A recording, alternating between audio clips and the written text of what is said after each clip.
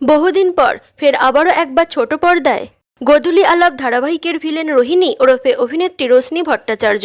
বাংলা বিনোদন জগতের জনপ্রিয় অভিনেত্রী রোশনি ভট্টাচার্য, যিনি গোধূলি আলাপ ধারাবাহিকে খলনায়িকা রোহিণী চরিত্রে অভিনয় করে দর্শকের নজর কেড়েছিলেন। সেই সময় পর্দায় চাঁদরেল ভিলেন হয়ে উঠেছিলেন।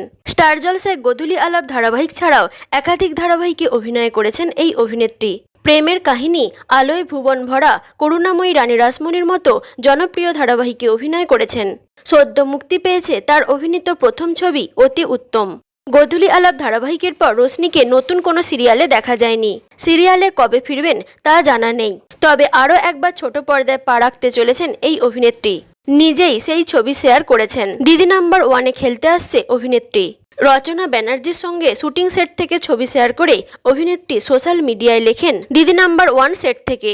তবে কবে সেই পর্ব সম্প্রচার হবে তা জানা নেই।